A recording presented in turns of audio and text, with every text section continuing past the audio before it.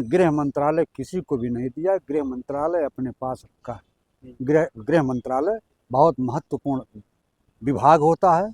उसमें प्रदेश का आंतरिक सुरक्षा, लोगों की सुरक्षा की जिम्मेदारी, कानून व्यवस्था, यह मुख्यमंत्री की देन होती है। इसीलिए गृह मंत्रालय किसी को नहीं दिया जाता है। लेकिन इन मामलों को लेकर के विपक्ष के नेता जो तेजस्वी यादव है वो भी खुलकर तो नहीं बोल पा रहे हैं। आप बताइए तेजस्वी क्या बोलेंगे? जब जिनके गठबंधन की सरकार है, गठबंधन का मुख्यमंत्री है, मुख्यमंत्री कोई कार्यवाही नहीं कर पा रहा है, तो विपक्ष तो चाहेगा कि इनकी बदनामी हो।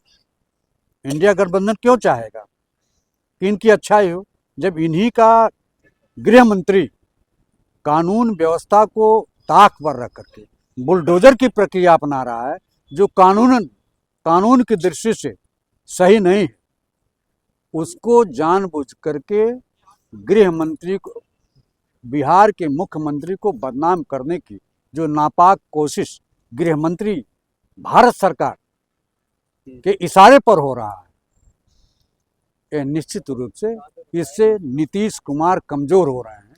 नीतीश कुमार की सरकार कमजोर हो रही है। लेकिन सवाल ये भी है ना, जो दलितों के घर पर बुलडोजर चल रहा है, फिर चिराग पासवान कहाँ है? वो तो बार बार कहा जाता है जो दलितों का मसीहा है।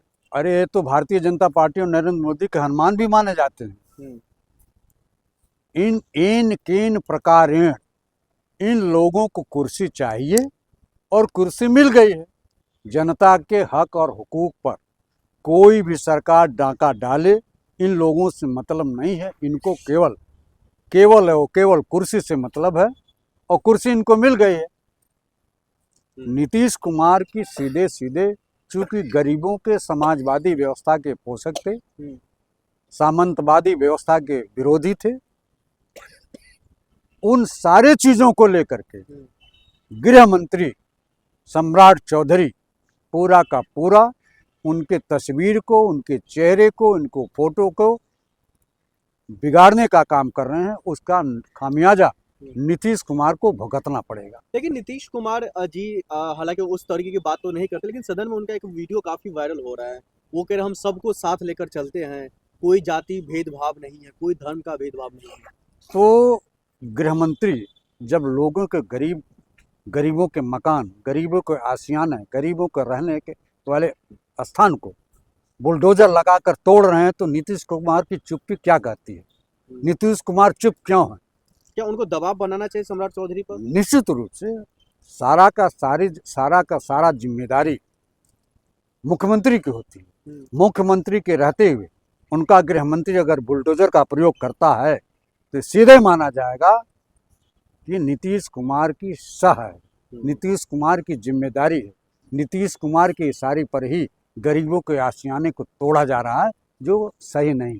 लेकिन वो तो कह रहे बिहार के लिए ये तमाम चीजें हो रही है ताकि बिहार में जो भी समस्या है वो दूर हो, अतिक्रमण मुक्त बिहार हो। आप पढ़े लिखे लोग हैं, आप बुद्धिजीवी समाज के लोग हैं, आप लोकतंत्र के चौथे स्तंभ हो। मैं आपके माध्यम से कहना चाहता हूं कि जो गरीबों के मकान को तोड़ा जा रहा है, जो गरीबों के मकान को तोड़ा जा रहा है, गरीबों के आशियाने को बिगाड़ा जा रहा है, यह नहीं चाहिए। यह जो है जानबूझ करके मुख्यमंत्री जो को बदनाम किया जा रहा है।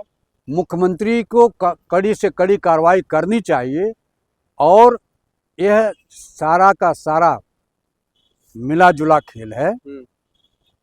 इन लोगों के ऊपर जो सारी के सारी समस्याएं हैं। आप क्या चाहते हैं या विपक्ष तेजस्वी यादव क्या चाहते हैं, जो पूरे बिहार में जो अतिक्रमण इन्होंने फैलाया है जंगल राज के जरिए, वो कायम रहे? देखिए, जंगल राज 20 साल पहले था, लोग ऐसा मानते हैं।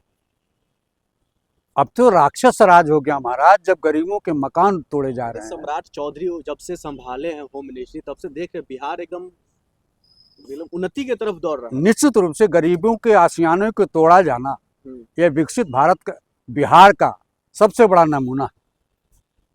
वहाँ शिक्षा तो दे नहीं पा रहे हैं, रोजगार दे नहीं पा रहे हैं, महंगाई पर नियंत्रण है नहीं, बेरोजगारी पर नियंत्रण है नहीं, शिक्षा का स्तर बढ़ाया नहीं जा रहा है, नौजवान बिहार से पलायन कर रहा है, लोगों को नौकरी नहीं है, इस पर भारतीय जनता पार्टी के गृह मंत्री, भारतीय जनता पार्टी के सारे लोग और नीतीश कुमार भी उसमें शामिल है कि पलायन को रोकने में पूरा बिहार सरकार अक्षम है साबित हो रही है। क्या छुपा रही है इसीलिए बुलडोजर चला करके सर?